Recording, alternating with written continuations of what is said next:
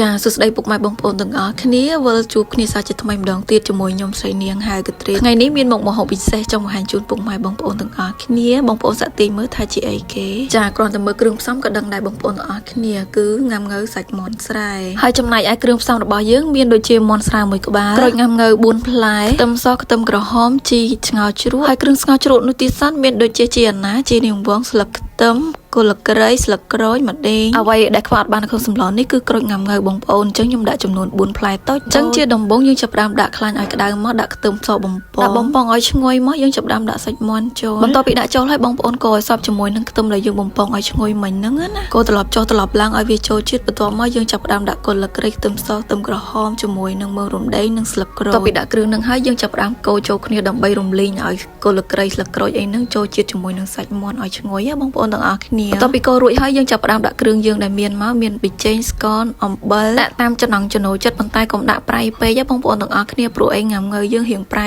ដែរអញ្ចឹងបន្ទាប់មកយើងកូរឲ្យសព្វចូលគ្នាហើយយើងគ្របទុករយៈពេល10ទៅ15នាទីចាប់ផ្ដើមកូរម្ដងទៀតដើម្បីឲ្យសាច់នឹងឆ្អិនបានល្អបងប្អូនអរគ្នាតើតោងនឹងសាច់មាន់កន្លែងនេះបងប្អូនមិនបាច់ចាក់ទឹកអីព្រោះអីទឹកមានចេញពីសាច់មាន់ហើយអញ្ចឹងយើងគ្រាន់តែកូរត្រឡប់ចុះត្រឡប់ឡើងឲ្យបានកន្លះម៉ោងអីទៅដើម្បីឲ្យសាច់មាន់ឆ្អិនល្អបន្ទាប់មកយើងដាក់ដាំទឹកឲ្យពុះបន្ទាប់មកយើងចាក់អាសាច់មាន់ដែលយើងរំលីងមិញហ្នឹងចាប់ផ្ដើមចូលក្នុងទឹកពុះនឹងបងប្អូនអរគ្នាហើយយើងចាប់ផ្ដើមរំងាស់វា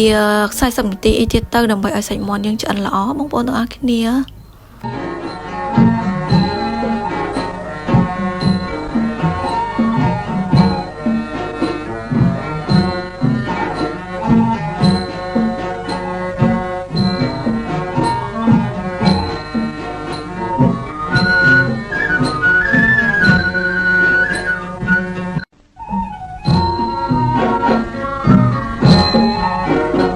ចាបងប្អូនទាំងអស់គ្នាមុនហ្នឹងខ្ញុំបានដាក់ទឹកត្រីចំនួន1ចាបបន្ទាប់មកពុះខ្ញុំចាប់ផ្ដើមដាក់ក្រូចងាំងើយើងចូលតែម្ដងឈ្ងុយមែនតែនបន្ទាប់មកយើងគ្របទុករយៈពេល1នាទី2នាទីទៀតទៅបន្ទាប់ពីពុះហើយយើងចាប់ផ្ដើមដាក់គ្រឿងយើងចូលមកមានជីរណាស្លឹកខ្ទឹមនិងជីនាងវងបន្ទាប់មកខ្ញុំដាក់ក្រូចឆ្មាចំនួន1ចាបពួកអីវាអត់សូវជូរបងប្អូនទាំងអស់គ្នាចាវីដេអូហ្នឹងមានតែប៉ុណ្្នឹងឯងដូចទម្លាប់រាល់ដងអញ្ចឹង